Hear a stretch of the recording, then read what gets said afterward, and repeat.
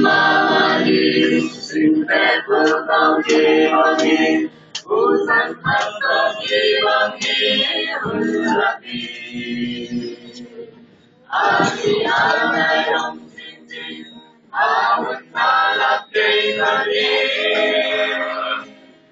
Lausan Rom Deitani, Ulati.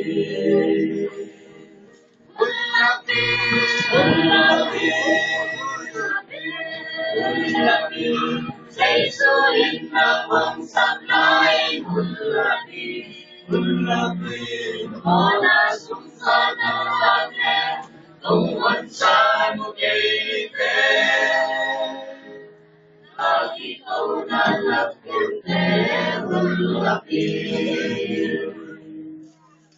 Amay tensong pulpate, leway na long kipate, sulti hindi na ike, Ulati.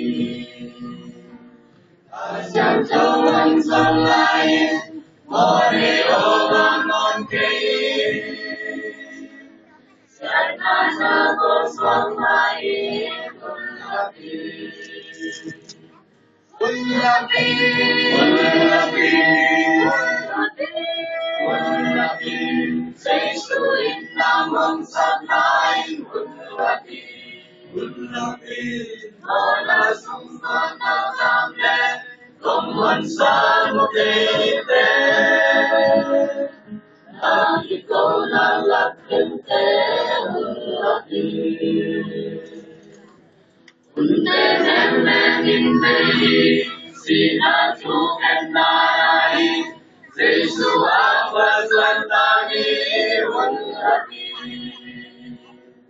Tomo-ke-lim-na-padi, Kim-na-mun-na-tung-padi,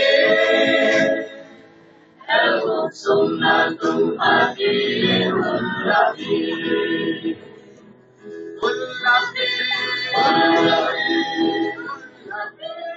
Ulati, seisuin namang sablay, Ulati, Ulati, Mona sungsa na langit, tungkol sa mukite, lagi ko nalakente, Ulati. Alleluia, Almighty, Undaw pa ang velvet, Pantungtong ng nive, Ulati. Pagyapan pabaksano, Sisuki boy sako, Sanang suanin ang tayo, Ulati. Ulati, Ulati, Ulati, seisuin namang sablay, Ulati, Ulati, Mona sungsa ng langit, tungkol sa mukite,